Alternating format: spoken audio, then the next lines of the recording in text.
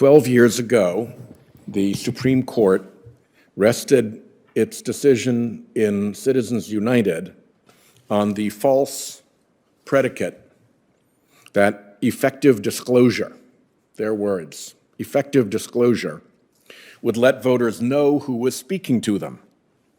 And that was important because it was the means by which it would dispel corruption.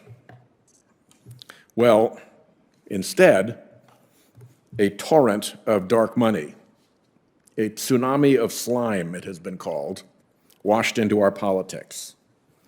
That torrent washed into our politics from behind a veil of organizations formed under Section 501c4 of the Internal Revenue Code. Unlike most groups spending money in elections, 501c4 organizations aren't required to disclose their donors. The statute governing these organizations states that they must be operated exclusively for the promotion of social welfare, but the IRS muddied those waters with a regulation that allowed social welfare organizations to devote up to 49.9% of their spending to political activities and still qualify for 501c4 status. Predictably, these organizations became conduits for the secret political spending that Citizens United said was corrupting.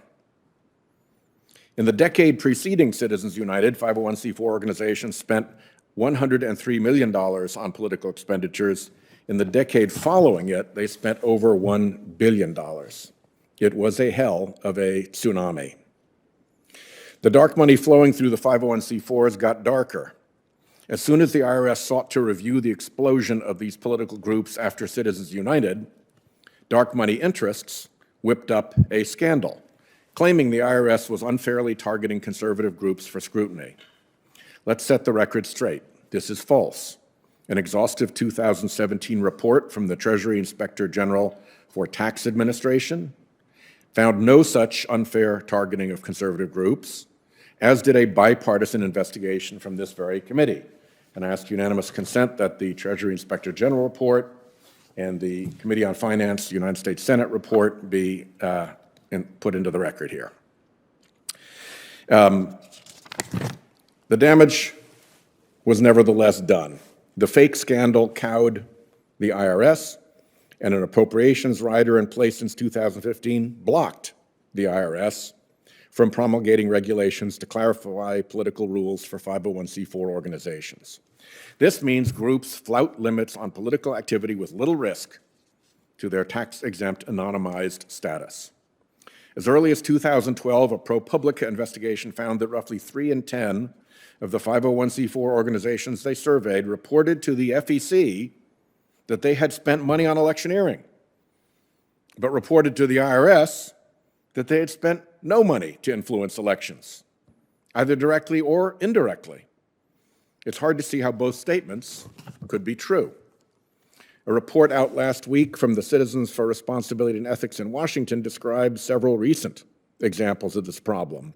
One example is the NRA, and I ask unanimous consent that the Crew report I'm referring to be put into the record without objection. Crew says, and I'll quote them here, between 2008 and 2013, the NRA reported to the FEC, the Federal Election Commission, that it spent nearly $11 million in independent expenditures out of its 501c4.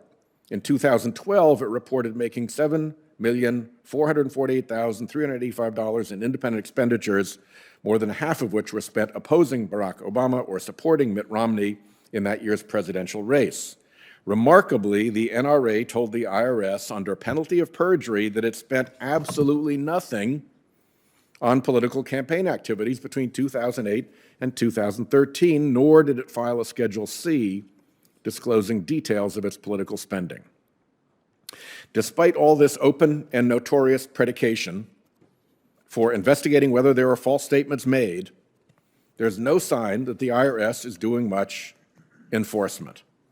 A 2018 Treasury Inspector General for Tax Administration report estimated that over 1,000 cases of impermissible political activity by 501c4s weren't even forwarded to the agency's committee tasked with recommending audits, despite meeting the IRS criteria.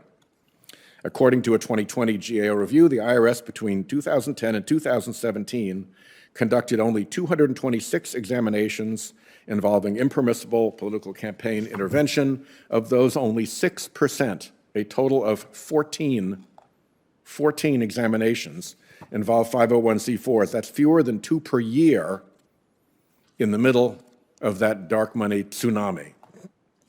We can't tolerate a system that lets 501c4 groups operate without oversight, not when they spend tens, hundreds, even millions of dollars per election cycle without disclosing their donors. Citizens are denied that most basic right to know what is going on around them in their democracy. First, we should free the IRS to promulgate clear rules for 501c4 organizations, all of them. Second, the IRS should use the tools and resources it already has to crack down on blatant abuse. Lax enforcement sends a message that rules don't matter. Third, referrals need to be made of likely false statements so that the right officials in law enforcement who prosecute false statements as a matter of regular bread and butter can do their jobs and investigate.